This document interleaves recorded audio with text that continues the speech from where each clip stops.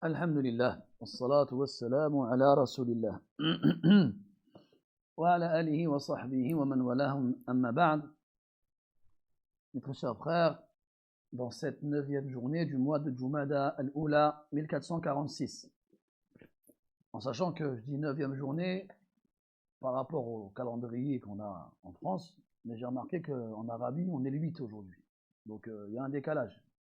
On a toujours ce problème de calendrier, donc Allahu A'lam. Al-Muhim, donc c'est-à-dire le 10 novembre 2024. Nous nous retrouvons pour notre lecture et étude, notre deuxième séance, dans la lecture et l'étude du livre de Cheikh Al-Allama Al-Hafiz Al-Muwaffaq Abu Muhammad ibn Qudamah Al-Maqdisi wa rahimahullah ta'ala, dans Al-Aqidah, dans la croyance, livre intitulé Lum'atu al-I'tiqad. Nous sommes toujours dans l'introduction du kitab, où nous nous sommes arrêtés à la mention de l'auteur du verset de Surat Ash-Shura, où Allah Ta'ala dit Laysa kamithlihi shay'un wa huwa as-sami'u al-basir. Donc on va reprendre à ce point-là dans la lecture et à partir de là, bi'idnillahi azza wa jal. Tfaddal. الحمد لله رب العالمين والصلاة والسلام على نبينا وعلى آله وصحبه أجمعين. اللهم اغفر لشيخنا ولوالدينا وللحاضرين وجميع المسلمين. آمين. قال أبو محمد عبد الله بن أحمد بن قدامة المقدسي رحمه الله: له الأسماء الحسنى والصفات العلى، الرحمن على العرش استوى، له ما في السماوات وما في الأرض وما بينهما وما تحت الثرى، وإن تجهر بالقول فإنه يعلم السر وأخفى، أحاط بكل شيء علما، وقهر كل مخلوق عزة وحكما، ووسع كل شيء رحمة وعلما، يعلم ما بين أيديهم وما خلفهم ولا يحيطون به علما، موصوف بما وصف به نفسه في كتابه العظيم وعلى لسان نبيه الكريم صلى الله عليه وسلم. حسبك بارك الله فيك. طيب. L'auteur rahimahullah ta'ala reprend en disant lahu al-asma'ul husna والصفات العلا. له الأسماء الحسنى. On va faire un peu d'arabe, ça ne fait jamais de mal. On a ici une phrase ahsant, nominale, ismiya. Et les parties principales d'une phrase nominale sont al-mubtada wal khabar. Lahu, c'est quoi? C'est un jar ou majrour, donc c'est un harf. Le lam, c'est un harf. Et le harf, il ne peut pas être mubtada ni khabar. Donc ça veut dire qu'on a un inversement. Donc dans l'ordre classique des parties principales d'une phrase nominale, on a le mubtada et le khabar. Mais il arrive, pour certaines raisons, qu'on inverse cet ordre-là. Ce qui signifie qu'on n'inversera jamais l'ordre basique pour rien. Tout est fait pour une raison déterminée. Donc l'inversement de la place du mubtada du khabar dans la phrase nominale a pour but, entre autres, al-hasr. Et al-hasr, c'est l'exclusivité. C'est le fait de cerner l'élément évoqué par l'information donnée. Et quand on dit cerner, ça veut dire exclure tout le reste. Donc quand on dit lahu al-asma'ul husna, qu'on traduirait par à lui les noms les plus beaux ou les plus bons, ça veut dire que seul lui a les noms les plus beaux et les plus bons, et personne d'autre que lui. Donc là, on comprend déjà cela, et cette règle, elle est générale dans l'inversement de la place des parties principales de la phrase nominale. Donc, lahul asma'ul husna, à lui, c'est-à-dire Allah subhanahu wa ta'ala, al asma'u, les noms. Donc, on déduit de cela qu'Allah tabaraka wa ta'ala possède plusieurs noms. Et wal amru kadalik. Déjà, cette phrase est à l'identique du verset du Coran où Allah ta'ala dit walillahi al asma'ul husna. Donc Allah ta'ala nous a informé dans son livre qu'il avait des noms. Et dans le Coran, de nombreux noms d'Allah tabaraka wa ta'ala sont donnés. Dans la sunna aussi. Et dans le Coran, Allah nous dit qu'il a les plus beaux et les plus bons des noms sans les quantifier, sans nous dire il y en a combien. Et dans la sunna, le prophète alayhi salatu wassalam nous a informé qu'il en avait 100 moins 1. Et quand je dis 100, quand je dis qu'il en avait 100 moins 1, c'est que parmi tous les noms qu'il a, il y en a 100 moins 1. Pourquoi je dis ça? Pour ne pas comprendre qu'il n'en a que 99. Mais que parmi tous les noms qu'il a, il y en a 99. Celui, man ahsaha dakhala al-jannah, celui qui les détermine, les comprend et les applique, il rentre au paradis. Pourquoi est-ce que je précise cela? Parce qu'on a un autre hadith où le prophète, alayhi salatu wassalam, s'adressant à Allah Ta'ala dans un dua, dit « Awista'tharta bihi fi ilmi al-ghaybi indak » c'est-à-dire ce que tu as conservé dans la science de l'invisible auprès de toi. Donc on comprend à travers cette parole-là qu'il a gardé des noms qu'il ne nous a pas donnés, subhanahu wa ta'ala. Mais nous, ce qu'on sait, c'est que ces noms-là, qu'on les connaisse ou non, sont al-husna. Al-husna, c'est ismu tafdil, un pronom superlatif féminin, parce que asma ici, il n'est pas parmi les doués de raison. Et al-husna, c'est al-muntahiya fil husni ghayataha. Celles qui ont atteint dans al-husn. Donc al-husn, c'est ضد al-qubh, c'est ce qui est bon, c'est ce qui est beau, c'est ce qui est bien. Tous ces termes-là rentrent dans le sens de ce qu'on appelle en français hasan. Quand on dit de quelqu'un qu'il est hasan, ça veut dire qu'il est bon, ça veut dire qu'il est bien, ça veut dire qu'il est beau. On peut utiliser cet adjectif-là pour tous ces sens-là. Donc les noms d'Allah tabaraka wa ta'ala sont les plus beaux, sont les plus bons, sont les meilleurs. Et donc on déduit de cela qu'ils ont les meilleurs sens. Qu'ils ont les meilleurs sens. Al-asma'u al-husna. Et on avait vu ensemble dans les différentes règles en rapport avec les noms d'Allah Ta'ala et ses attributs que tous les noms d'Allah Ta'ala comportent un ou plusieurs attributs. Donc chaque fois que tu verras un nom d'Allah Azza wa Jal, tu en déduiras un ou plusieurs attributs.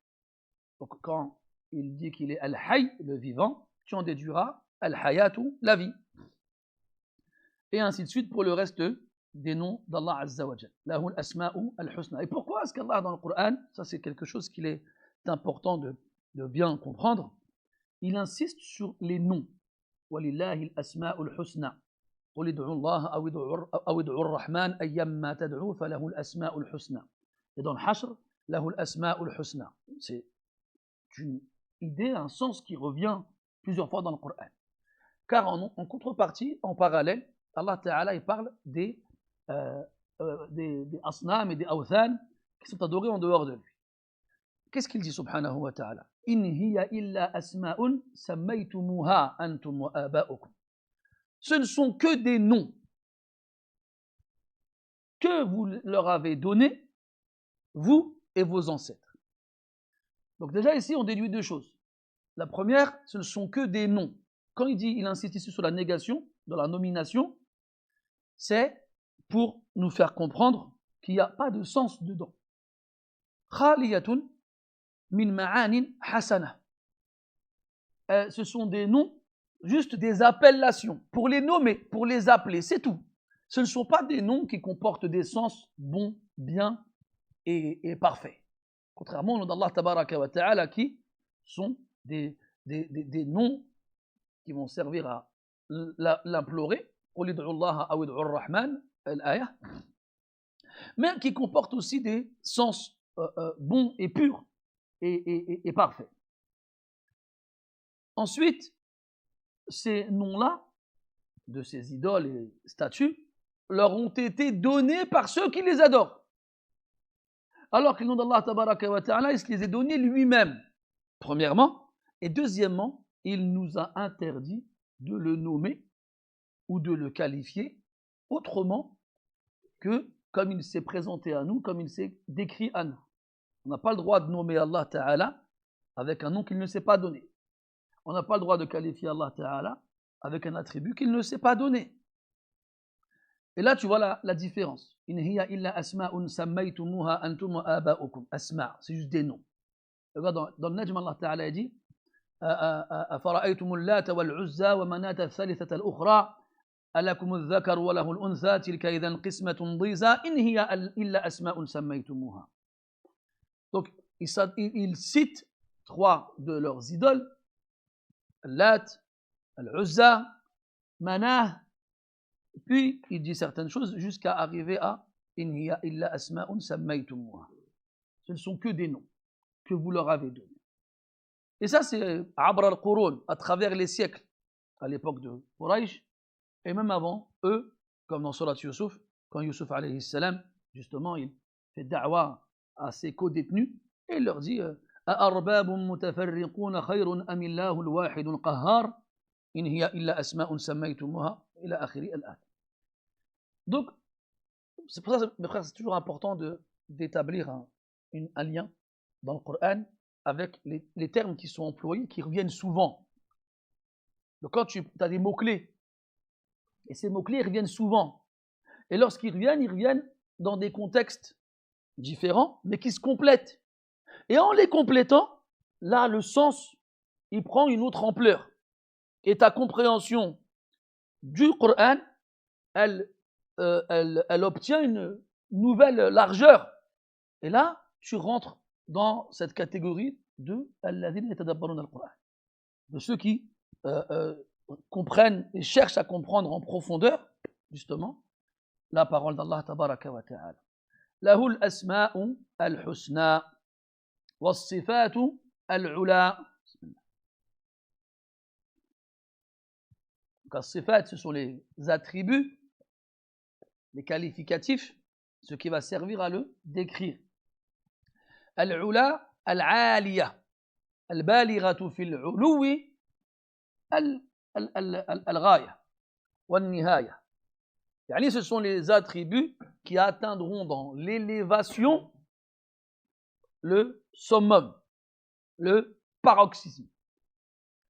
Donc Allah tabaraka wa ta'ala, dans le Coran, se décrit. Et ces sifat-là, les savants les ont classés en différentes catégories. Sifat dhatiya, les attributs liés à l'être, à l'entité divine. Sifat fi'liya, les attributs liés à ses actes. Sifat al-khabariya. Après, les ulama, généralement, il y aura des catégories sur lesquelles ils seront tous d'accord, et certains en rajouteront d'autres en fonction d'un sens commun sous lequel ils rentreront différentes catégories. Ala kulli hal, différents attributs. Quoi qu'il en soit, tous ces attributs-là, il nous est obligatoire donc de les affirmer. Il y a aussi ça, sifat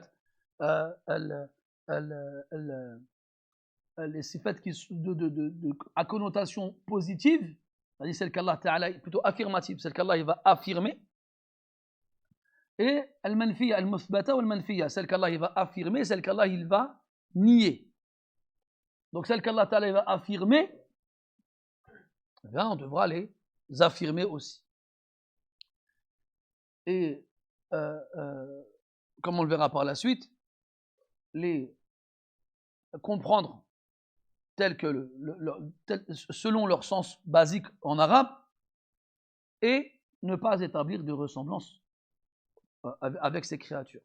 Puis on a sifat al-manfiya, celles qui sont niées, quand il dit la ta'khudhuhu sinatun wa la nawm mathalan, qu'il ne dort pas ou qu'il n'est pas pris par le sommeil, eh bien, il nous sera obligatoire de les nier, mais aussi d'affirmer la perfection de l'opposé.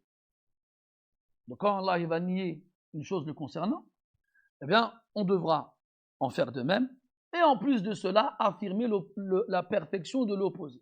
Car s'il nie un attribut, c'est que cet attribut ne lui sied pas, ne sied pas à sa grandeur et à sa perfection, de par le fait que ce soit quelque chose de négatif, alors ça doit forcément impliquer un opposé qui lui sera positif et qu'on attribuera à Allah tabaraka wa ta'ala.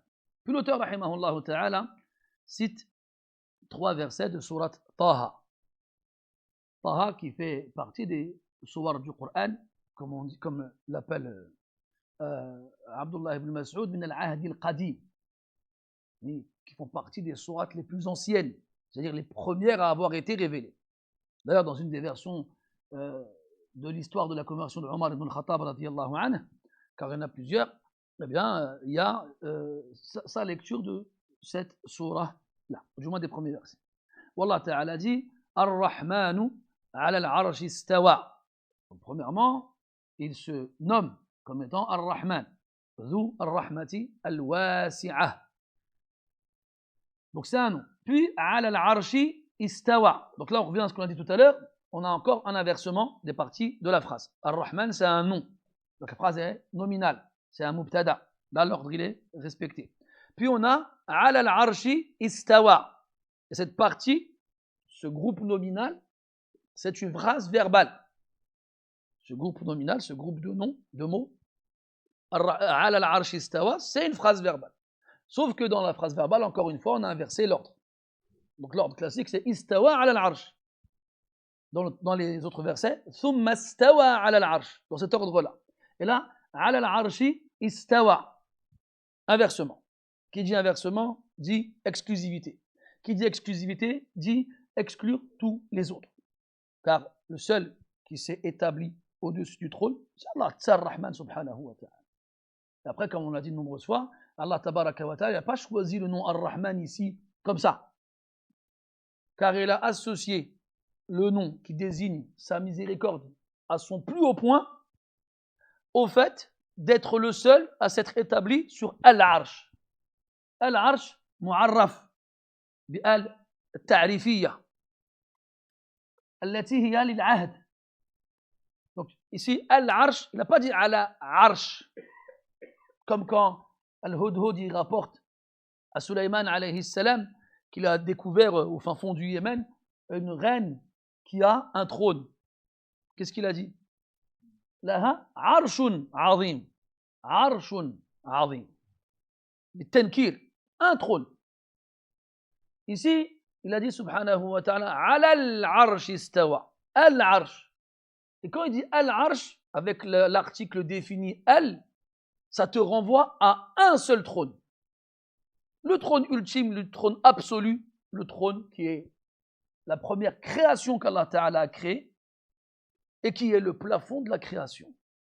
Il n'y a pas une créature dans les créatures d'Allah Tabaraka wa Ta'ala plus immense. Et cette grandeur et cette immensité, d'ailleurs Allah dans le Coran il décrit le arsh avec différents attributs. Wal arshi al-majid, wal arshi al-karim, ou rabbul arshi al-karim, rabbul arshi al-azim, al-arsh al-majid, dhul arshi al-majid. Selon une des lectures, parce qu'il y a le Majidou et le Majidi. Et donc ce arsh, il est azim. Et donc là, tu pourrais t'attendre, si tu as une compréhension, on va dire, arabophone, à ce que le nom qui soit cité avec un tel arsh soit l'azim, ou bien al-Majid. Il a dit ar-Rahman. Et donc cette association, elle nous renvoie à un autre sens qui est rapporté dans la parole du prophète alayhi salatu wassalam, quand Allah Ta'ala il a créé la création, il a dit kataba indah, il a écrit auprès de lui. Et dans une version sur le trône ou au-dessus du trône, inna rahmati tasbiqu ghadabi, wa fi riwayatin inna rahmati taghlibu ghadabi. Ma miséricorde devance ma colère, et dans une version, ma miséricorde l'emporte sur ma colère. Et pour ceux qui veulent en savoir plus sur ce hadith et tout ce qu'il en contient comme sens, je vous renvoie à l'interprétation de Ibn Qayyim dans As-Sawa'iq al-Mursala. Vous aurez de la lecture pour un certain temps. Donc, Ar-Rahmanu ala al-arsh istawa. Il est au-dessus du trône, il s'est établi au-dessus du trône subhanahu wa ta'ala.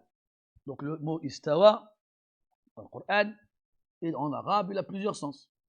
Et dans le Coran, tu vois, je reviens à ce que je vous disais tout à l'heure, quand il y a des mots-clés dans le Coran, tu les vois, ils reviennent souvent, focalise-toi dessus. Tu prends ton téléphone, et j'imagine que tu as forcément cette application dans ton téléphone, celle que tu veux, avec le Coran, et à la fonction recherche, bah, tu tapes dedans istawa. Et là, il va sortir tous les versets en claquement de doigts, tous les versets où le mot istawa il est cité. Alors, tu auras tous les versets où le verbe istawa il est en rapport avec l'arsh, qu'on avait vu dans le Wasitiya. Puis, on a d'autres versets. Et on remarquera, après avoir fait justement une lecture de tous ces versets-là, qu'on peut classer le verbe istawa dans le Coran selon trois sens. On a istawa lazim. Istawa lazim, c'est-à-dire qu'il est intransitif. Il se suffit à lui-même et n'a pas besoin de complément d'objet direct. Dans Surat Al-Qasas, Allah il nous parle de Moussa alayhi salam, il dit وَلَمَّا بَلَغَ شُدَّهُ وَاسْتَوَى آتَيْنَاهُ حُكْمًا وَعِلْمًا. Lorsqu'il a atteint sa maturité et qu'il s'est complété. Istawa ici, il n'a pas été suivi par un complément d'objet direct. Il est intransitif. Donc là, il a le sens de être complet. Il est complet lorsqu'il a atteint sa maturité. Wastawa, iktamala khalquhu, kama qala al-mufassirun. Sa création était complète. Puis on a istawa ila. Donc puis on a istawa qui est transitif. Il est transitif, il a besoin d'un complément. Mais dans le Coran, on constate qu'il est transitif par le biais d'un harf et pas par lui-même. C'est ce qui transformera le nom qui suivra en complément d'objet indirect en français, en COI. Complément d'objet direct, il n'y a pas de préposition entre le verbe et le complément d'objet direct. Le complément d'objet. Et s'il y a une préposition ou un adverbe ou autre, alors il sera indirect. Donc on remarque qu'il n'est pas transitif par lui-même, mais il l'est par le biais d'un intermédiaire. Cet intermédiaire dans le Coran, ce sera soit ila, soit ala. Donc, ila, on l'a qu'une fois. ثم استوى إلى السماء. On a dit que istawa ila bima'na qasada. Pas qasada dans le sens de se diriger.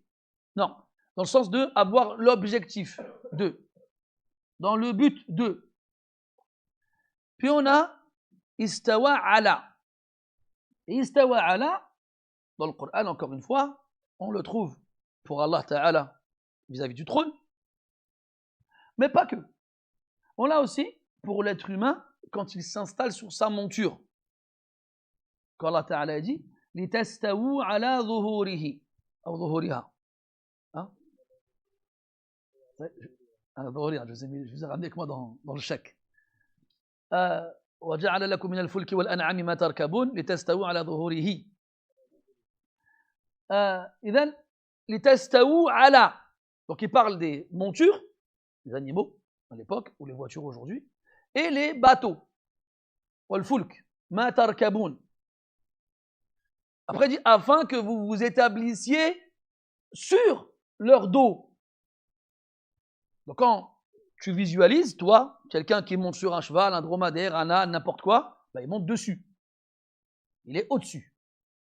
Puis on a, dans le dernier verset de Fath, quand Allah il donne cet exemple des croyants, وَمَثَلُهُمْ فِي الْإِنْجِيلِ كَزَرْعٍ أَخْرَجَ شَطَأَهُ فَآزَرَهُ فَاسْتَغْلَظَ فَاسْتَوَى عَلَى سُوقِهِ. Donc il donne l'exemple d'une tige qui pousse et qui est ferme et qui tient, donc, enfin la tige, c'est pas que la tige, c'est ce qui pousse dans la tige bien sûr, et cette pousse qui se retrouve au sommet de cette tige, elle tient, elle repose, elle est sur une tige ferme. Fastawa ala suqi, elle s'est établie. Donc regarde, imagine la chose, tu plantes une graine, tu l'arroses, puis elle sort de la terre, et petit à petit, elle pousse. Donc tu as la tige. Et cette tige-là, au début, elle est frêle, elle est fragile.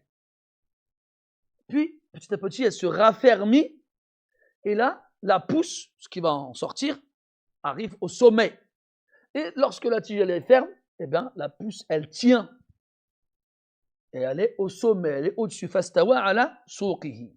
Donc on va comprendre que istawa ala signifie être au-dessus de ce qui vient en dessous. Et donc le sens, il est clair. Ar-Rahmanu ala al-arsh istawa. Il est clair pour ceux qui ont une connaissance de la langue arabe. Celui qui va dire, attends, parce que lui, ce qu'il va faire, il va se dire, attends, moi quand je monte sur le cheval, eh bien, mon postérieur, il est collé directement au dos du cheval, et il faut que le dos du cheval il soit d'une certaine largeur pour que je puisse me mettre dessus, et il commence à se faire plein de lawazim. Et là, il revient au sens. Il dit, mais si moi j'attribue ce sens-là à Allah Azza wa Jal, ça va impliquer des lawazim, c'est-à-dire des éléments selon lui obligatoires. Pourquoi je dis selon lui? Parce que l'erreur qu'il a faite à ce moment-là, c'est qu'il l'a comparé. Et nous, dès le départ, la tashbih wa la tamthil. Comme la porte, elle est fermée directement. Va pas dans ce sentier-là. Va pas dans ce sentier-là. Toi, contente-toi d'accepter le mot, d'accepter le sens, et arrête-toi là. Pas plus loin. Et tous les groupes égarés affiliés à l'islam qui ont rejeté les noms ou les attributs ou les deux, ils sont tombés dans leur interprétation ou dans leur rejet à cause de cette réflexion-là. C'est-à-dire que dès le départ, ils ont dit, oui, mais si on accepte ce sens, ça veut dire qu'on implique une ressemblance. Et on ne peut pas accepter ça. Résultat, inqasamu ila qismay, aw ila thalathati aqsam. En 3 groupes. Il y en a, ils ont dit quoi? On interprète. C'est pas le sens qui est voulu, c'est un autre. Il faut l'interpréter autrement. Il y en a, ils ont dit quoi? On rejette. On n'accepte aucun des sens qui peuvent émaner de ce mot. Il y en a, ils ont dit quoi? On ne sait pas ce que ça veut dire. Donc on s'en remet à Allah. Ahl Sunnah, ils ont dit, on accepte le mot, on sait ce que ça veut dire, on accepte le sens et on éloigne et on interdit toute assimilation, toute ressemblance, toute comparaison. Et là, c'est al-wasat. Comme on l'avait dit hier, vous vous souvenez, toujours des extrêmes. Il y a toujours un ifrat ou un tafrit, toujours un laxisme ou une exagération, et il y a toujours un juste milieu entre les deux. Ni on rejette tout, ni on accepte tout, mais dans le sens avec la ressemblance et tout ce qui s'ensuit, mais on se positionne entre les deux. Dans l'iman, on ne l'annule pas pour l'accomplissement des grands péchés, ou on ne la conserve pas, quoi qu'on ait pu accomplir comme action, on est dans un juste milieu. Dans les compagnons, dans les prophètes, dans tous les points de la aqidah, on a ces extrêmes et ce juste milieu. C'est important, cette précision, elle est importante, parce que par la suite, justement, de la parole de l'auteur, rahimahullah, on va être confronté à des termes ambigus qui ont fait que les gens se sont divisés en plusieurs groupes vis-à-vis de la parole de l'auteur et de ce qu'il a voulu dire. Et aussi, de façon générale, en dehors de l'auteur, rahimahullah, car ça reste un humain. Et l'imam Malik, rahimahullah, et l'ensemble des savants de la sunna nous ont appris une chose, c'est que quel que soit le degré de piété, de science et de vertu du savant, il reste qu'est-ce qui s'est passé? Il reste un humain. Vous pouvez arrêter ça s'il vous plaît, c'est très gênant. Alhamdulillah. Et donc, il reste un humain dans le sens où on applique la qaïda. Ma min ahadin illa wa yu'khadhu min aqwalihi wa yutrak. Il n'y a personne sans qu'on ne prenne de ses paroles ou qu'on ne les délaisse. Soit on les prend, soit on les délaisse. Illa sahibu hadha al-qabr. Sauf le propriétaire de cette tombe, en montrant la tombe du prophète alayhi salatu wassalam. Tu n'as pas le droit de croire que quelqu'un qui ne reçoit pas la révélation, il est infaillible. Tu n'as pas le droit. C'est interdit de croire une chose pareille. Et les ulama, donc, comme ils sont dignes de l'ijtihad, eh bien, dans l'ijtihad, qui est un effort humain de réflexion. Très bien, ils auront soit bon, soit tort. Donc, quand bien même, allez, supposons, vas-y, on va prendre le chemin de ceux qui disent que Ibn Qudama, il a vraiment voulu dire ça. Supposons, là. Est-ce que c'est un prophète? Est-ce qu'il reçoit la révélation? Est-ce qu'on nous a ordonné de prendre toutes ces paroles sans réfléchir? Non. Cette règle-là s'applique à lui comme elle s'applique à d'autres. Et then, tout ça pour dire qu'il est important, mes frères, de faire attention. Parce qu'aujourd'hui, on n'est plus dans une optique où les gens ils défendent leurs opinions en rapport avec la croyance, avec les paroles d'Allah et de son messager. Alors qu'on ne peut pas déduire sa croyance ailleurs qu'en la puisant du Coran et de la Sunna.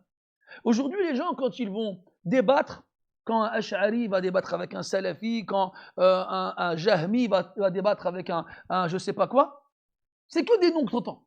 Oui, mais Foulani l'a dit. Oui, mais Foulani l'a dit. Attends. Laissons de côté les humains et revenons au divin.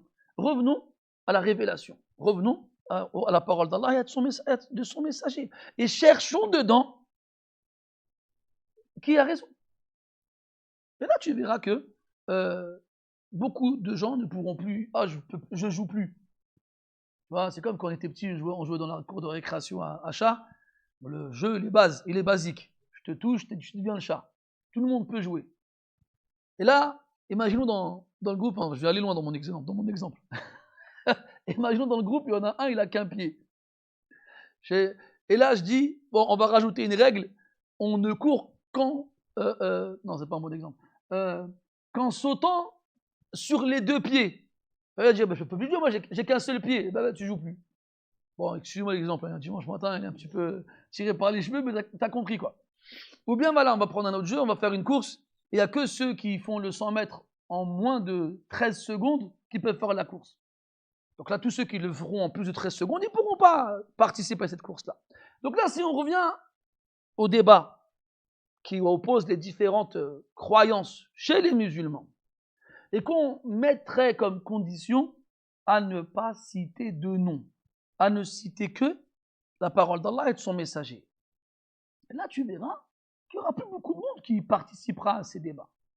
Le problème aujourd'hui, quand voilà, tu retournes encore une fois dans ces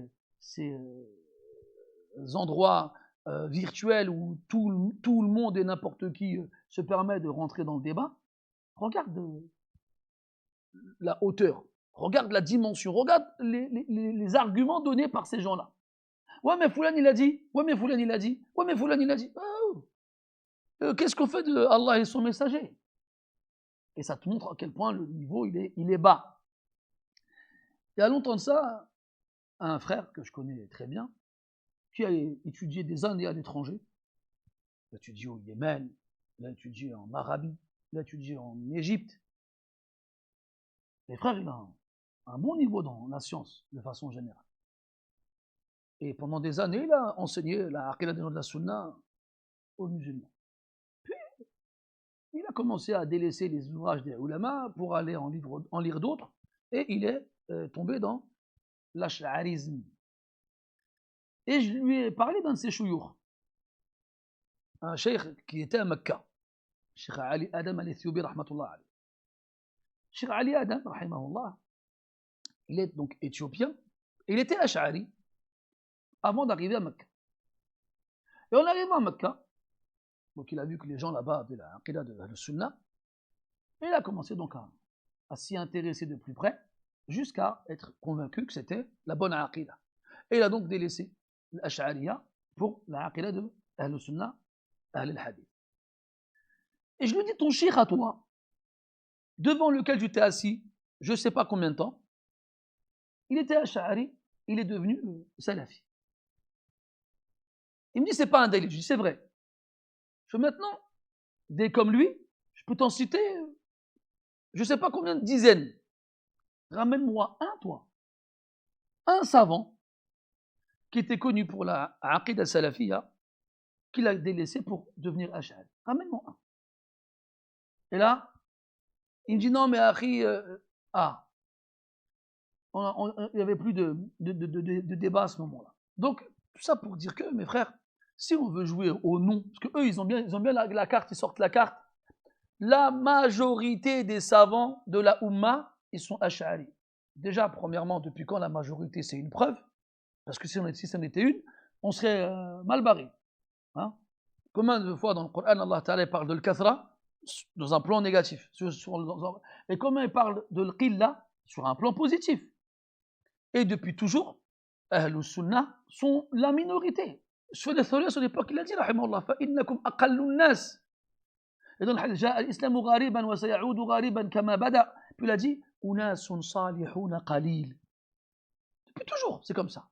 Donc l'argument de majorité ne tient pas. Ensuite, deuxièmement, le principe de majorité, il est nisbi, il est relatif. Ce qui peut être une majorité à un moment spécifique dans le temps ou dans un endroit spécifique dans l'espace ne représente pas la majorité de façon absolue. Et enfin, en partant du principe où effectivement c'est la majorité, en partant du principe, eh bien il faut voir les raisons de cette majorité-là. Est-ce qu'elle est due à une conviction dogmatique ou à une imposition politique? Parce que quand on regarde dans l'histoire, la aqida des gens, elle est très souvent imposée par les dirigeants. Oh, je suis en forme sur les rimes, t'as remarqué? Elle est très souvent imposée par les dirigeants. Et à l'époque des salafs, justement, ils disaient Al-Irja dinul muluk. Al-Irja, qui est une branche égarée dans la croyance que certains musulmans ont, est la religion des rois. Et on sait très bien que la plupart du temps, les rois ils choisissent dans les différences et les divergences ce qui les arrange. Et c'est très connu ça. Un exemple, ce qu'on appelait avant Isfahan, ou Asbahan, ou Khurasan, qu'on appelle aujourd'hui l'Iran. Avant, c'était Ma'aqil Ahli al-Hadith, ou al-Athar. C'était le quartier général, c'était l'endroit où on les produisait en série, les savants du hadith et de la sunna. Aujourd'hui, c'est quoi? C'est l'endroit le pays des chiites. Qu'est-ce qui s'est passé? Est-ce que tout le monde a dit, finalement, on préfère... Non. Quand tu vas en Iran, les savants chiites, ils vont dire quoi? Ils vont dire, on est chiites depuis des siècles. Et la majorité des gens en Iran, ils sont chiites. Donc on a raison. Là, quand je te disais tout à l'heure, le principe de majorité, c'est un amr nisbi. C'est relatif. Tu vas à Oman, là-bas, la aqida al-rasmiya, c'est l'ibadiyya. Pareil, depuis quand? Et comment c'est devenu comme ça? Et j'en passais d'autres. Au 4e, 5e siècle de l'Égypte, en Égypte, al-Batiniya. Avant, au Maghreb, le madhab rasmi, c'était quoi? Abu Hanifa. Qu'est-ce qui s'est passé? Pourquoi on est devenu maliki? Après, bien sûr, il y a des causes, hein, notamment les élèves, les mêmes maliks qui étaient du Maghreb et qui sont revenus avec, et d'autres choses de ce genre-là. Walakin, eux, en tant qu'individus, ils n'ont pas le pouvoir d'imposer ça à l'ensemble du peuple. Et c'est pour ces raisons-là qu'on n'a quasiment pas eu dans l'histoire un pays entier Hanbali. Pourquoi? Encore une fois, réfléchis. Le Hanabila, comme il dit Ibn Kathir. Ibn Kathir, c'est quoi son madhab, lui? C'est un Shafi'i. Ibn Kathir, rahmallah, dit, c'est rare dans une ville où il y a des Hanabila, où il y a de la bid'a. C'est rare. Ils étaient connus pour être les gens les plus durs dans le fait d'interdire le mal et le répréhensible. Les Hukam, ils aiment bien ça? Ils n'aiment pas ça. Alors tu crois qu'ils vont choisir les Hanabila comme madhab rasmi, quand bien même sur le plan fiqhi ou le plan aqadi, ils seraient plus, comment dirais-je, proches du sawab que d'autres? Non, ça ne les arrangeait pas. Alors ils ne les ont pas choisis. Et c'est pour ça que dans l'histoire, on n'a quasiment pas de dawla où le madhab rasmi c'était le madhab l'imam Ahmad rahimahullah ta'ala. Parce que déjà, comme on l'a vu ensemble, c'était les gens les plus loin des hukam. Ils ne rentraient pas dans les palais des savants, des gouverneurs. Ensuite, c'était les gens les plus durs dans le fait d'interdire le mal et d'ordonner le bien. Comment tu veux que des gens comme ça, ils soient élevés au-dessus de la population pour servir de modèle? Par contre, et c'est une réalité, ça peut déplaire, je suis désolé, mais c'est une réalité. Chez les Ahnaf, et chez les Malikiya, et chez les Shafi'iyya, il n'y avait pas ça. Il n'y avait pas ça. Ils rentraient chez les Hukam, et ils leur faisaient les fatwas qu'ils voulaient entendre, et les Hukam, ils ont dit, bah, c'est votre madhab qu'on va imposer aux gens. Donc tu viens me voir et tu me dis en 2024 ou en 1446 que la majorité de la Oumma est Ash'ariya ou kada, il retourne dans les livres d'histoire. Et en plus de retourner dans les livres d'histoire, et étudie et réfléchit et essaye de comprendre les raisons qui ont fait que la majorité de la Oumma, selon cette supposition, cette éventualité, soit Ash'ariya ou autre. Et après, dans le hadith de Abdullah ibn Amr ibn As, radiyallahu anhuma, quand il parle de la fin des temps, le prophète, qu'est-ce qu'il dit? Il dit, Inna Allah la yaqbidu al-ilma intiza'an yantazi'uhu min sudur ar-rijal. Allah ne retire pas la science en une fois en la retirant de la poitrine des hommes. ولكن يقبضه ينتزعه أو يقبضه بقبض العلماء. Il la reprend en reprenant les savants, les faisant mourir. فإذا ماتوا وفي رواية فإذا لم يبقى عالم. Quand ils vont mourir, quand il n'y aura plus de savants, اتخذ الناس رؤوسا جهالا. هذا محل الشاهد وبيت القصيد. C'est là qu'on veut s'arrêter. C'est que les gens à ce moment-là prendront des têtes ignorantes. À ce moment-là, ce ne sera pas la majorité ou ce sera une minorité? Ce sera une majorité. Et donc, si on veut, encore une fois, je vous dis tout à l'heure, mettons de côté les noms, mettons de côté les individus et revenons au texte. Et regardons vraiment ce qu'il comporte comme sens. طيب, on revient au verset 2. Taha, lahu ma fi samawati wa ma fi al-ardi. Donc encore une fois, inversion du khabar, du mubtada et du khabar. Lahu, jar wa majrour. Donc c'est ce qu'on appelle shibhu jumla chez certains, il y en a qui l'appellent pas comme ça, mais et fi mahalli raf'in khabar muqaddam. À lui, ma fi samawati, tout ce qu'il y a dans les cieux, wa ma fi al-ardi, et tout ce qu'il y a dans la terre. Si on traduit littéralement, al-ard, c'est un singulier. Et tu remarqueras que dans le Coran, Allah tabaraka wa ta'ala ne cite pas le mot ard au pluriel une seule fois. Pourquoi? Alors qu'on sait qu'il y en a 7. Il dit wa min al-ardi mithlahun. On sait qu'il y en a 7. Ils ont dit dans al-mithliya, elle est mutlaqa. Parce qu'il y en a, ils ont dit, ils se sont arrêtés sur, dans le verset, c'est lui qui a créé 7 cieux et de la terre, leur équivalent. Mais cette équivalence-là, est-ce qu'elle s'arrête au chiffre ou est-ce qu'elle est absolue? Parce qu'ici, Allah Ta'ala, il a parlé de deux choses, de khalqus samawat, la création des cieux, et du fait qu'il soit 7. Donc certains, ils ont dit que al-mithliya, elle est mu'allaqa ou adad al-madhkur, elle est liée, cette équivalence-là, elle est liée au nombre évoqué. Donc, min al-ardi mithlahun, yani fil adad, il y a 7 terres. Et quand on regarde dans les hadiths, on trouve cela en termes de sens. Il y en a, ils ont dit, la mithliya, elle est mutlaqa. C'est-à-dire l'équivalence, elle est absolue. Elle n'est pas muqayyada, elle n'est pas restreinte aux chiffres. C'est un avis qui existe chez les mufassirin. Mais le muhim, il a dit al-ard au singulier. Donc à ce moment-là, pourquoi? Bon, il y en a, ils ont dit al-ard, l'article défini, yufidu l'istighraq, il indique la globalité, c'est-à-dire toutes les terres. Comme on l'avait vu avec al-hamd, toutes les louanges. Donc toutes les terres, dans leurs chiffres, les 7 terres. Mais il y a forcément un gharad balaghi, c'est obligé. Il y a forcément un objectif ici subtil, dans le fait de ne pas avoir cité le mot terre au pluriel une fois dans tout le Coran, alors que dans la Sunna, il est cité au pluriel. Et alors que dans le Coran, le mot sama, ciel, il est cité au singulier et au pluriel. Il y a quelque chose. Là, tu t'attends à ce que je dise, c'est quoi ce quelque chose? Je ne sais pas. Je t'ai juste ouvert la porte. Je t'ai dit après toi. Il a dit donc à lui tout ce qu'il y a dans les cieux et tout ce qu'il y a dans la terre, c'est-à-dire dans les terres. Wama baynahuma, et ce qu'il y a entre eux.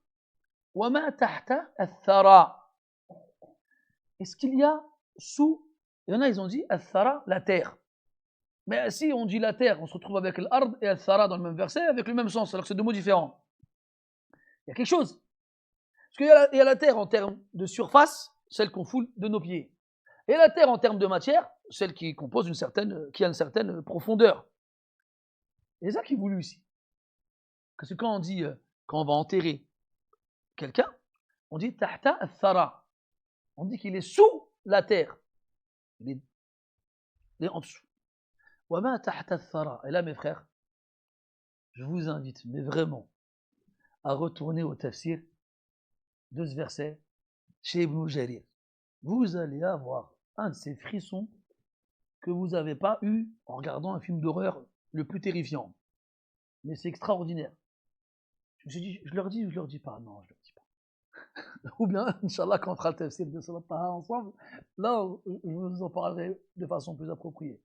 Et là, mon frère, quand tu vas retourner, ce dont je ne doute pas, dans le tafsir d'Ibn Jarir, va aussi même dans Ibn Kathir. Vas-y.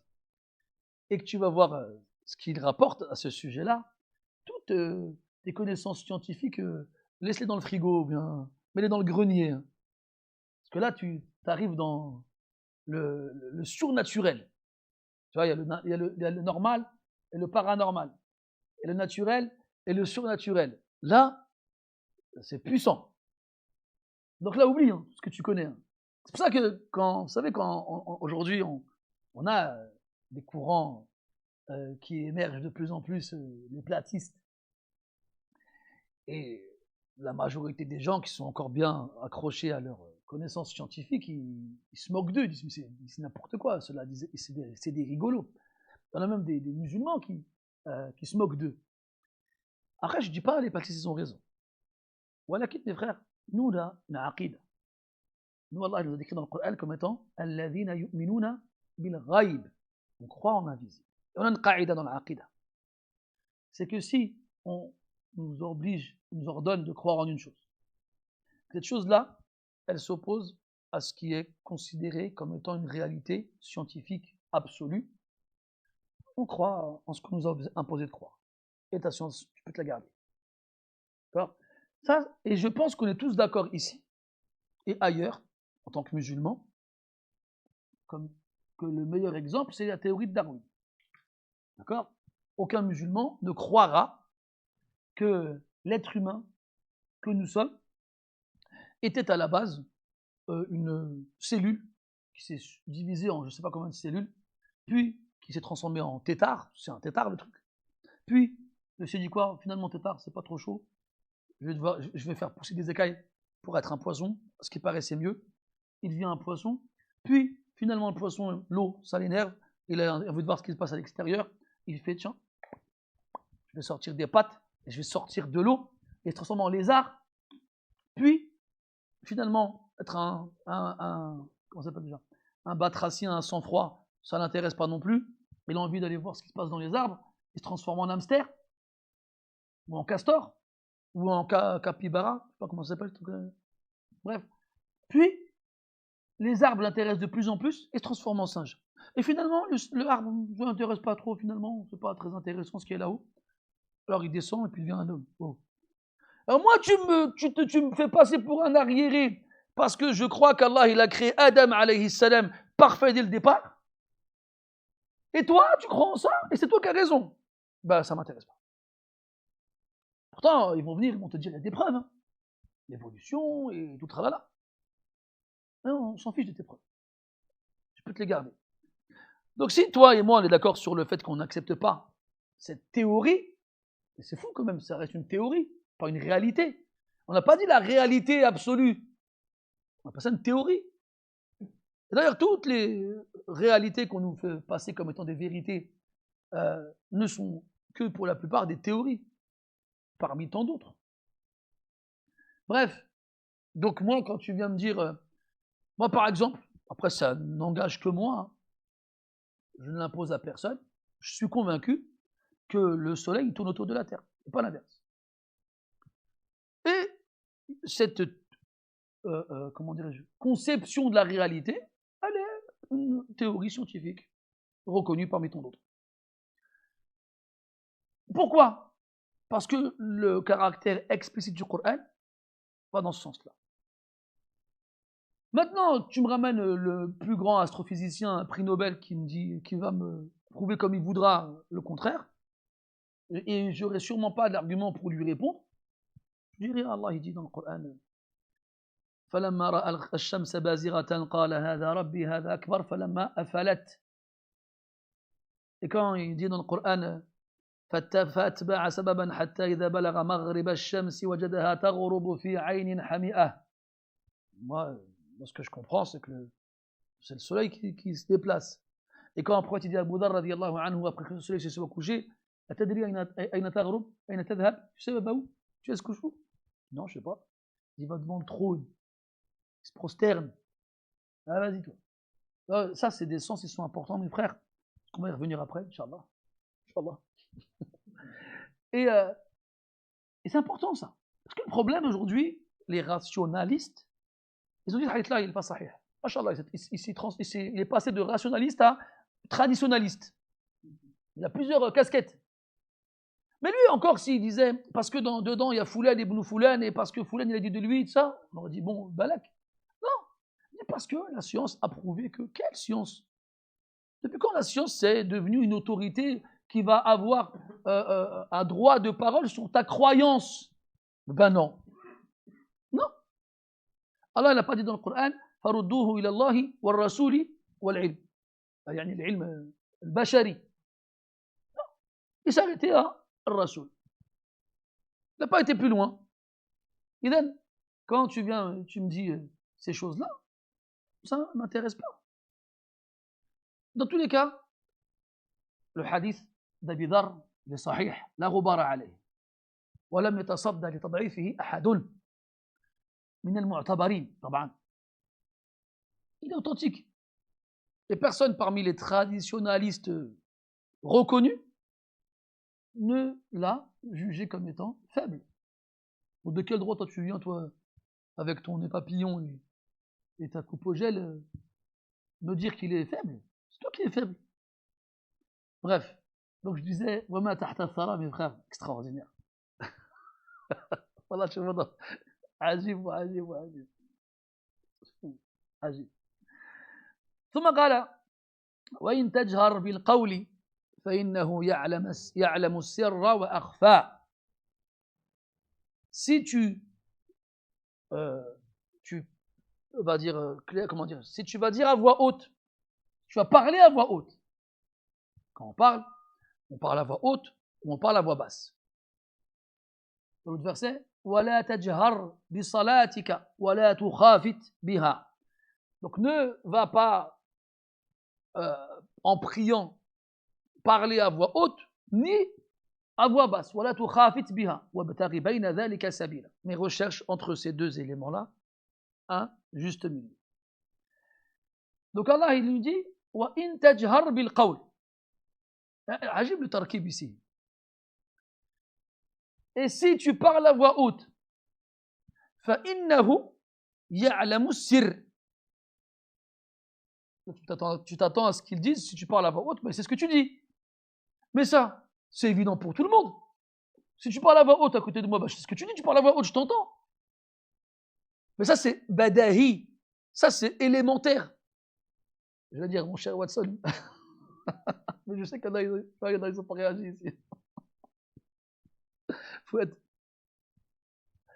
Moi, je me sens seul quand je fais des blagues comme ça, qu'il y a une série qui rigole timidement parce qu'il sait qu'il n'y en a pas beaucoup qui vont comprendre la. Tu connais l'élémentaire, mon cher Watson, Reda? Non? Non, d'accord.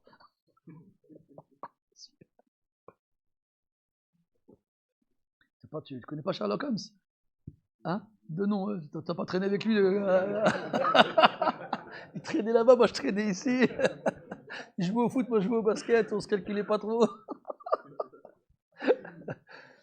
Bref. Je dis des bêtises après. Oui, c'est élémentaire. Que si tu parles à voix haute, ben on t'entend. Et on le sait. Mais il dit فَإِنَّهُ يَعْلَمُ السِّرَّ. Alors sache qu'il sait ce qui est caché, ce qui est discret. Sir, C'est pas, comment dirais-je, caché totalement. C'est caché partiellement. Hein? C'est dans... c'est quoi le verset? سبح اسم ربك الأعلى الذي خلق فسوى والذي قدر فهدى والذي أخرج المرعى فجعله غثاء أحوى سنقرئك فتنسى إلا ما شاء الله إنه يعلم الجهر وما يخفى إنه يعلم الجهر وما يخفى. Le jahr, c'est ce qui est évident, manifeste, visible, audible. وما يخفى, ce qui est caché. Là, yakhfa, le verbe, sous sa forme initiale, caché. Là, il a dit, as-sir, c'est ce qui est caché, mais pas totalement. C'est un secret. C'est discret. C'est un qawl بصوت خفيف ضعيف لا يسمعه إلا القريب أو إلا من كان ذا سمع قوي. Donc c'est une parole qui est prononcée mais à voix basse, que seul celui qui est proche peut entendre, ou celui qui a une très bonne ouïe. Donc il dit فإنه يعلم السر, en opposition à al-jahr, ce qui est à voix basse, en opposition à ce qui est à voix haute. Puis il va encore plus loin dans sa connaissance de tout. Wa akhfa. Et là, akhfa, c'est ismu tafdil, c'est le pronom superlatif. Et ce qui est encore plus caché. Donc il y a plusieurs maratib dans le qawl. Il y a plusieurs degrés. Il y a ce qui est audible, clair, manifeste. Il y a ce qui est bas, faible, et qu'on ne peut pas tous entendre. Et il y a ce qui est caché au maximum. Toutes ces formes-là de paroles, Allah il les sait, il les entend, rien ne lui est caché, subhanahu wa ta'ala. Comme dans le verset, Inna Allah la yakhfa alayhi shay'un fil ardi wala fis sama. Allah, rien ne lui est caché, fil ard wala fis sama. ومن مباحث التقديم والتأخير في القرآن أنه قدم الأرض على السماء لأنه عز وجل مستو على عرشه فوق السماوات. Hein? Parmi les subtilités du fait d'inverser des éléments qui ont un ordre, on va dire, assez classique dans le Coran, quand Allah parle des cieux et de la terre, il parle des cieux en premier, puis ensuite de la terre, en général. Et dans certains cas, il met la terre en premier. Et comme je vous l'ai dit tout à l'heure, s'il inverse l'ordre, c'est pour une raison. Et dans le verset de Ali Imran, Inna Allah la yakhfa alayhi shay'un fil ardi, sur terre, wala fis sama, ni dans les cieux. Parce que par rapport au tartib, par rapport à l'ordre, donc Allah il est au-dessus de la création, puis à son trône, puis à les cieux, puis à la terre. Donc toi et moi, dans cet ordre-là, il y a une distance, il y a une longueur. Et toi et moi, plus c'est loin, et plus les choses sont cachées.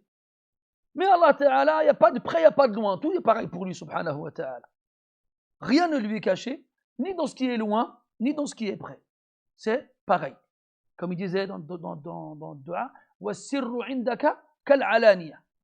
As-sir, le caché, l'invisible, auprès de toi, est comme l'alani, ce qui est visible et ce qui est manifeste. C'est important, mes frères, si je prends le temps, alors que dans la muqaddima, hein, je n'ai pas encore entré dans les masaïl du kitab, c'est parce que apprendre ces sens-là et les comprendre, ça a un ta'thir dans l'iman, ça a un impact dans la foi. Et quand tu vas lire ces versets par la suite, donc tu vas être confronté à ces sens plus tard, tu auras des éléments qui te permettront d'être beaucoup plus sensible à ces choses-là. Contrairement à malheureusement la plupart des gens qui se contentent de les lire, les réciter, sans chercher à les comprendre, et même s'ils les comprennent, ils se contentent d'une compréhension sathiya en surface. Mais plus tu plonges en profondeur, et plus tu découvres ces merveilles et ces trésors. ثم قال رحمه الله أحاط بكل شيء علما. أحاط, ça veut dire cerner, entourer, encercler. Et tu tu comprends la déduction, du moins le fait que le mot ha'it ait une base commune avec ce verbe-là, ahata. Le ha'it, c'est quoi? Le mur. Et le mur, il va encercler, entourer un endroit, une surface. Ahata, ça veut dire encercler ou entourer. Bon, encercler, même si le sens il est correct, tu vas penser directement à un cercle. Mais c'est pas forcément lié à la forme. Entourer, encercler, cerner, être autour. Ahata bi kulli shay'in. Toute chose. Ilma. En science. En science. C'est-à-dire que sa science, elle est plus large que toute chose. Imaginons que toute chose, c'est un carré d'une surface d'1 mètre carré. Je dis n'importe quoi. Eh bien, la science d'Allah Ta'ala, elle est supérieure à cette surface-là. Elle embrasse toute chose. Toute chose rentre dedans. Rien n'est à l'extérieur. C'est comme ça que tu dois comprendre. Rien n'est à l'extérieur de la science d'Allah Azza wa Jal. Et ça, c'est encore plus fort dans le sens que de dire que Allah n'ignore rien.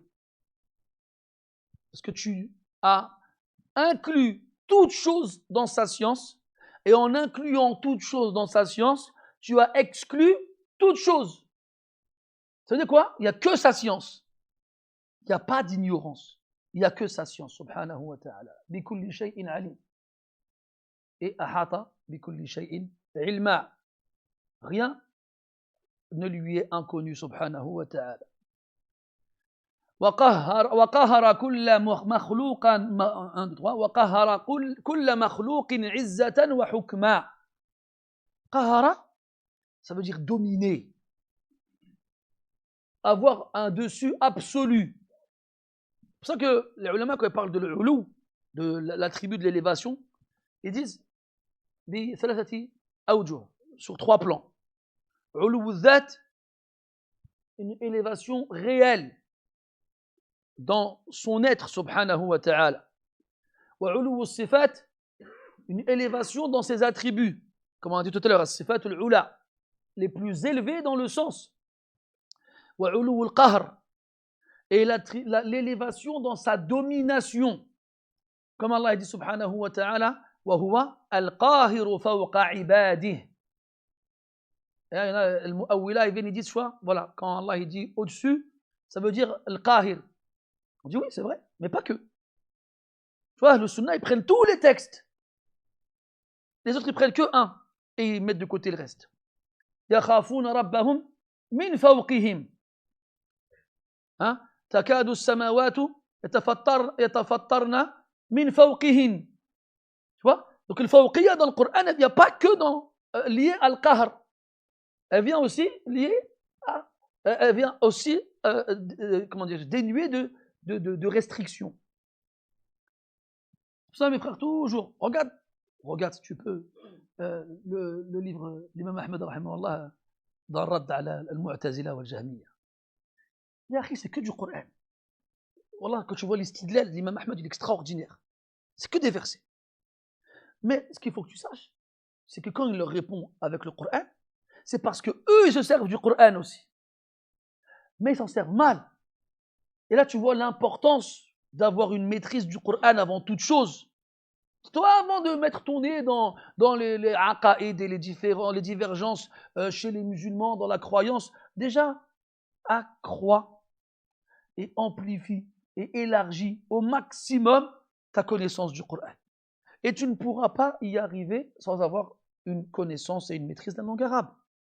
Et une lecture large des paroles des savants dans l'explication du Coran. Et avant ça, de la parole du prophète lui-même dans l'explication du Coran, et de ses compagnons radiyallahu anhum, et des tabi'in, et de atba'a tabi'in. T'as vu, on a du boulot. Et qu'est-ce que nous on fait? On commence directement avec, ouais, ils ont divergé dans la aqidah. Oh là là. Toujours pareil. Toujours la charrue avant les bœufs. Toujours il est en train d'apprendre à... T'as vu quand tu es un bébé? Quand tu as un bébé, il vient de naître. Le bébé, il n'a pas de muscles dans son cou. Sa tête, elle tombe. Donc, qu'est-ce qu'on fait quand on le porte? On tient sa tête. toi, tu n'as même pas encore développé les muscles de ton cou pour tenir ta tête, que tu veux faire un sprint avec Usain Bolt. Il y a un problème là. Même toi et moi, on marche et on court depuis des années, on ne peut pas faire un sprint avec Usain Bolt. Mais il commence par la fin. Il est venu, moi, il me faut rire quand j'ai lu un peu dans le sujet, et les Ash'ari, ils ont raison. Mais t'as lu quoi? T'as lu 3 phrases dans un paragraphe traduit de l'anglais, du perse, du franc, de l'arabe? Tu te rends compte de l'incohérence de la chose? Et là, subhanallah, on pense à des paroles de savants comme Al-Juwayni ou d'autres. On a tourné, on a tourné, on a tourné dans les avis et les divergences et les opinions et ainsi de suite, pour à la fin souhaiter mourir avec la même aqidah que les vieilles femmes de Naïsabour. Une vieille femme à Naïsabour, toute sa vie, elle avait la même aqidah. Elle était petite, on lui a dit Allah, il est comme ci, il est comme ça. Elle dit d'accord. Et toute sa vie, elle est restée là-dessus, elle est morte comme ça. Elle n'a pas ouvert un livre, elle n'a pas étudié la aqidah. Mais toute sa vie, elle est restée sur la même aqidah, la bonne. Mais ils ont dit on a tourné pour à la fin souhaiter avoir la aqidah des vieilles femmes de Naïsabour. Ça c'est profond en sens de la part d'une personne comme Aboul Ma'ali al-Juwayni, qui a tourné dans le kalam et dans le falassi, dans le falsafa et dans tous ces trucs-là. Et lui, il va te dire, perds pas ton temps dans ces trucs-là. Et crois en Allah comme Allah, il veut que tu crois en lui. Non. Et pareil, ils sont là, un jour il est comme ci, puis demain il est comme ça, et après-demain il est comme ça, et après-demain il est comme ça. Tous les jours il aura une aqidah différente. Jusqu'au jour il yahir, yaqa'u fil hayra. Wallahi mes frères, ça c'est un khibra. C'est l'expérience qui parle. Je ne parle pas d'Allah, alhamdoulilah, nous a préservé, mais d'autres. Ils tournent, ils tournent, ils tournent, ils tournent. Ils n'arrivent pas à rester sur place. Et au bout d'un moment, quand il aura tout essayé, il va s'arrêter, il va dire je ne sais plus quoi faire. Il n'y a plus rien qui me convient. Et c'est comme ça qu'il y en a qui sont tombés dans le kufr, wal-ilhad, wal-iyadu billah. Ils sont tombés dans la mécréance. Il ne faut pas faire ces choses. Comment ça se fait, toi? Imagine-toi, pour nous, pour la plupart d'entre nous, que sommes des musulmans de génération en génération, comment ça se fait ton grand-père, ton arrière-grand-père, c'était des fermiers dans des champs, des bergers, dans des prés, des commerçants dans des marchés. De leur naissance jusqu'à leur mort, ils n'ont pas eu cette hayra que toi tu as aujourd'hui. Et génération après génération. Pourquoi? Dans un hadith, on dit sallallahu alayhi wa sallam qu'à la fin des temps, il y a des gens qui viendront avec des propos que vous n'avez jamais entendus, ni vous, ni vos ancêtres. Lam tasma'u biha antum wa la aba'ukum. Fa iyyakum wa iyyahum. Prenez garde à eux. Avant ta mère, toi, dis-lui, le walida, t'es ash'ariya ou t'es quoi, toi? Va dire quoi? Ash'ariya? Tu veux du lait ou tu veux de la sauce tomate? Hein? Tu crois, elle va te dire ça? Elle ne va pas dire ça. Bon, sharia, c'est les vermicelles. Nous, on les fait avec les sauces tomates ou avec du lait. Et le mot sharia, il ressemble à ash'ariya, tu vois. C'est une blague pour les. Bon, c'est pas grave. Ash'ahid, c'est quoi? Va au bled, voir tes tantes ou va voir ta grand-mère et pose des questions. Qu'est-ce que tu racontes, toi? Alors, on est des musulmans, on dit la ilaha illallah, Muhammad Rasulullah. Quand on fait des du'a, on lève les mains, on regarde vers le ciel. Ils font autre chose. Et quand ils meurent, ils disent là, ils ont fait toute leur vie la prière, ils sont morts là, ilaha illallah, on prie sur eux, ils ont fait des du'a pour eux qu'on passe devant leur tombée. Machallah, qui peut aspirer mieux que ça? T'entends quoi? Ouais, Foulan, il a irtadda wal iyadu billah. Irtadda, il a apostasé qu'Allah, ils nous ont préservé. Des gens, ils ont été dans tous les pays, ils se sont assis devant les savants, ils ont pris des livres par cœur, à la fin, irtadda. Akhirul mataf, il a apostasé. Ce qui est trop rentré en profondeur dans les choses où il ne fallait pas rentrer en profondeur. Bref. وَقَهَرَ كُلَّ مَخْلُوقٍ عِزَّةً وَحُكْمًا. Le qahr, c'est la domination. Le qahhar dans le Coran. Celui qui impose.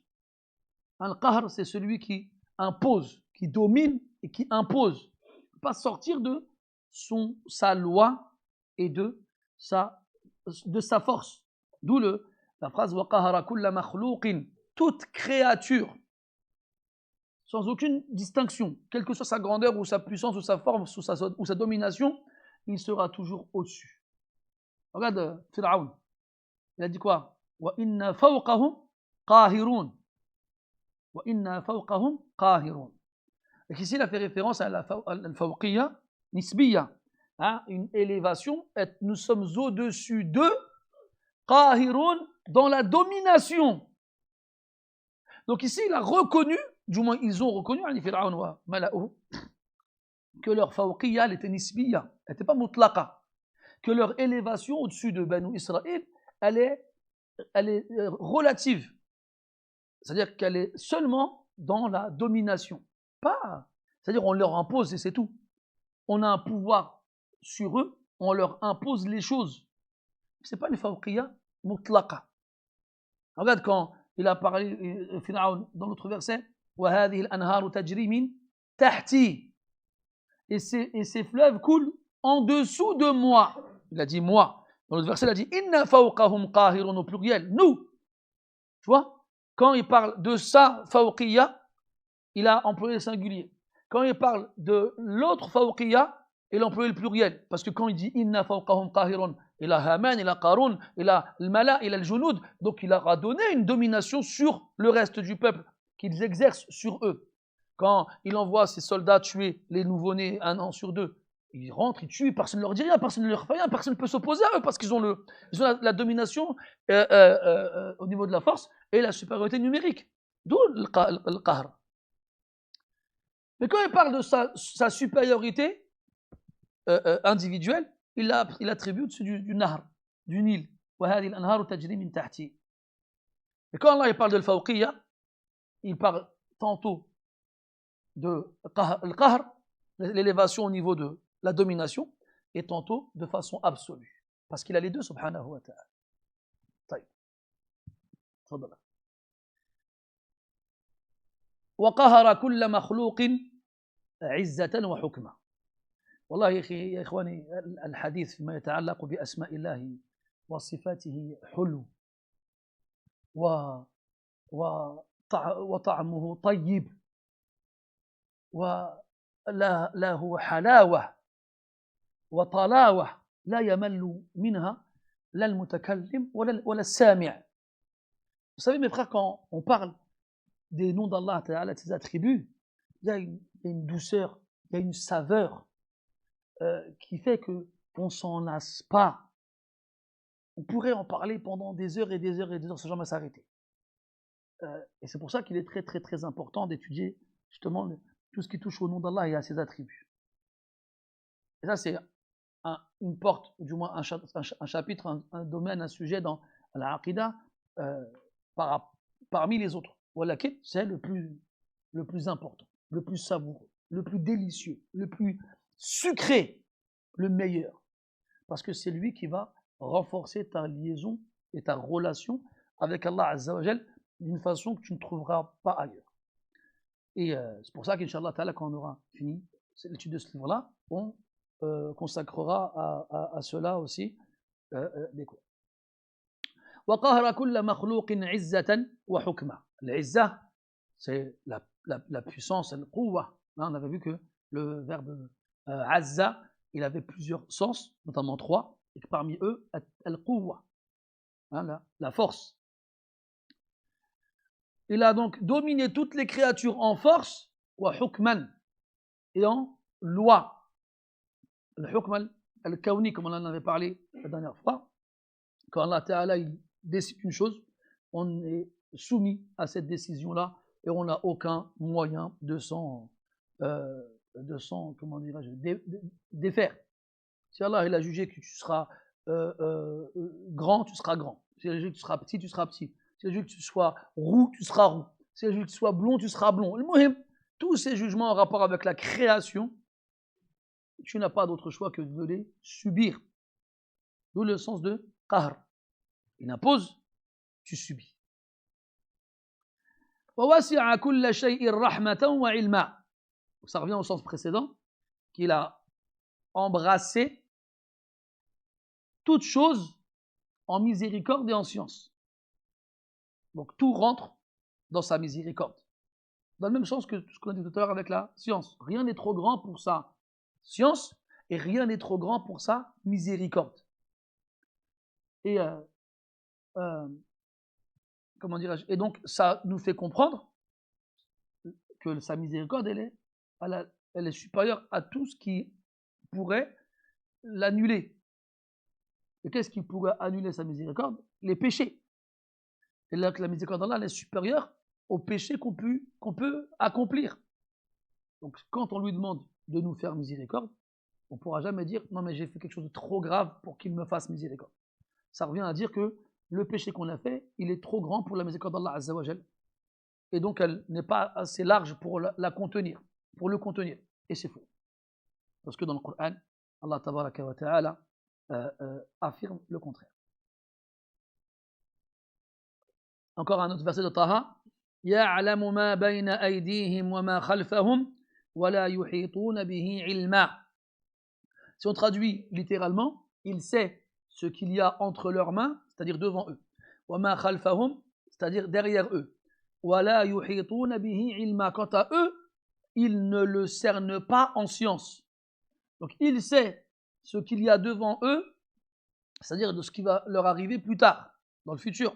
Et ce qu'il y a derrière eux, ce qui leur est arrivé avant, dans le passé. Sa science, elle est totale et complète et absolue et globale sur le passé, le présent, le futur et le conditionnel. Ce qui se serait passé si c'était arrivé différemment. Ça, c'est la science d'Allah sur toutes ses créatures. Mais la science des créatures sur Allah, elle est comment? Eh bien, elle n'est pas totale, elle n'est pas complète, elle n'est pas absolue, elle n'est pas globale. Alors, elle est comment? Elle est limitée à ce que lui nous a donné comme information le concernant. Donc ici, وَلَا يُحِيطُونَ بِهِ عِلْمًا. Bihi, الضمير يعود إليه سبحانه وتعالى. En lui. Et dans Ayat al-Kursi, Allah dit وَلَا يُحِيطُونَ بِشَيْءٍ مِّنْ عِلْمِهِ إِلَّا بِمَا شَاءَ. Donc Allah, il a nié al-ihata, le fait, la globalité de la science des créatures le concernant, la science des créatures vis-à-vis de lui et vis-à-vis de sa science. Vis-à-vis de lui et vis-à-vis de sa science. Donc vis-à-vis de lui dans ses noms et attributs et sa réalité et vis-à-vis de ce qu'il sait de sa science. C'est pour ça qu'Allah dans le Coran il répète 3 ou 4 fois, je ne sais plus combien de fois exactement, Wallahu ya'lamu wa antum la ta'lamun. Allah il sait, vous ne savez pas. Vous ne savez pas. Il nie la présence de science chez nous par rapport à la sienne. Pourquoi? Parce que déjà, il n'y a pas de comparaison possible. Et aussi, parce que celle qu'on a nous, c'est celle qui nous a donné lui. Donc sans cette science qu'il nous a donnée, on n'a rien.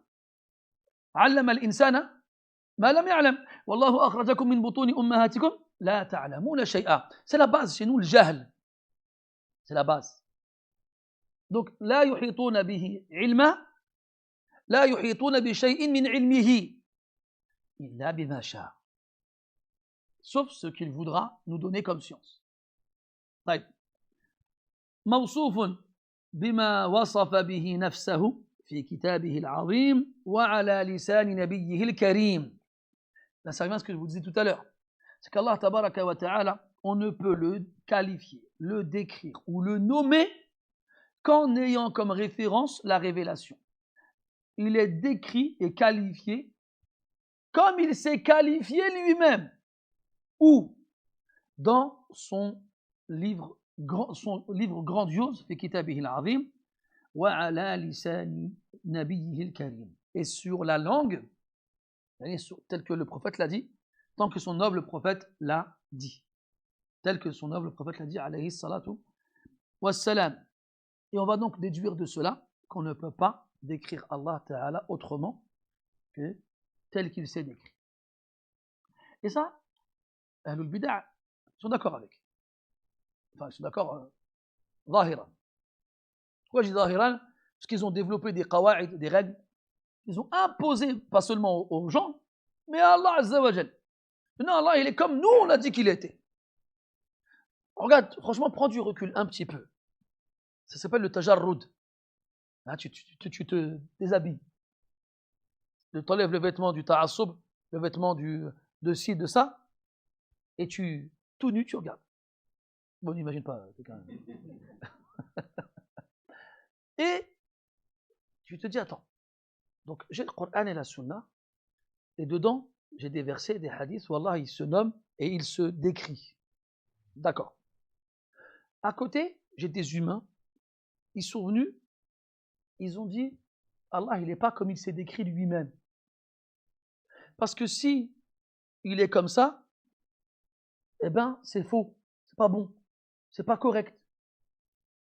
On va nous développer des règles pour que cette description-là, elle soit correcte.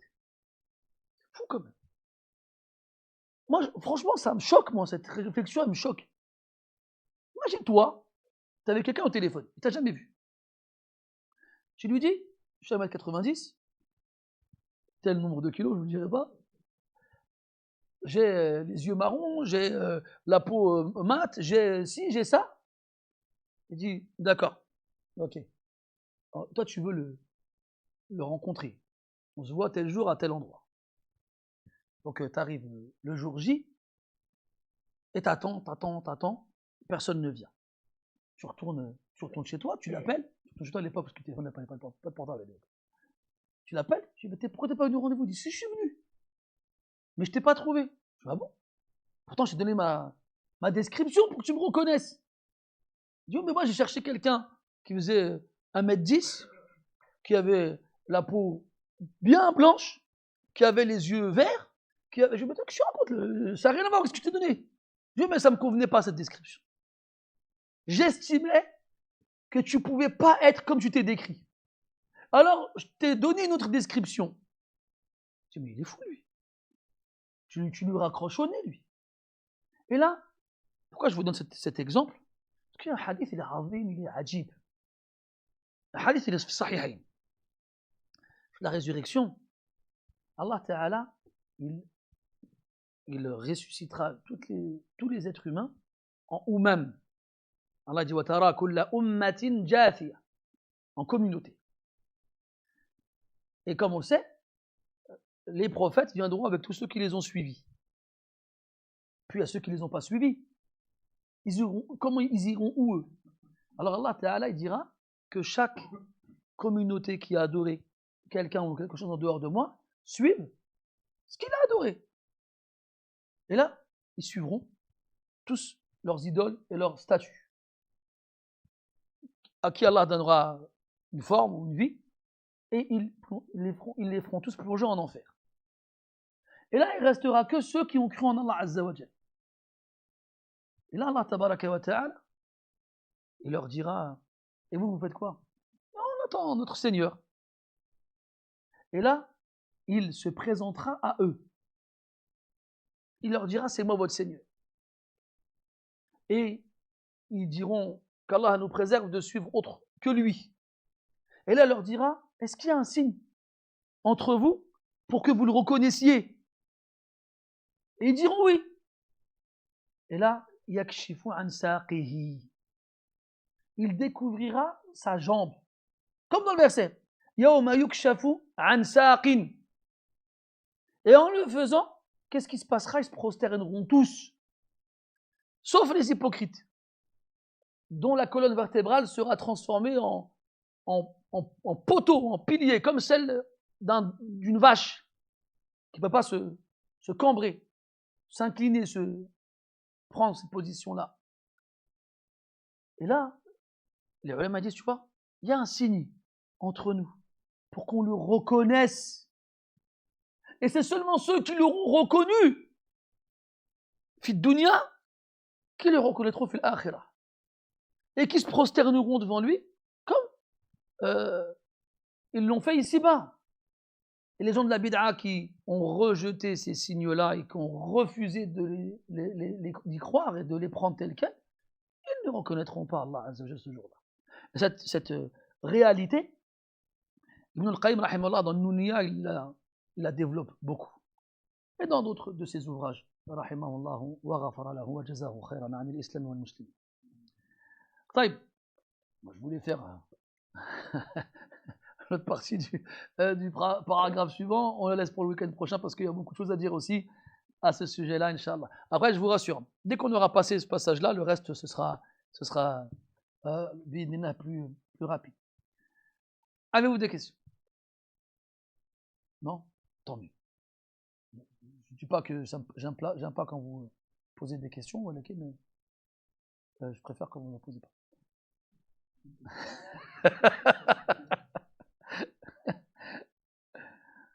طيب سبحانك اللهم وبحمدك نشهد ان لا اله الا انت نستغفرك ونتوب اليك وصلى الله على نبينا محمد وعلى اله وصحبه وسلم والحمد لله رب العالمين وبارك الله فيكم.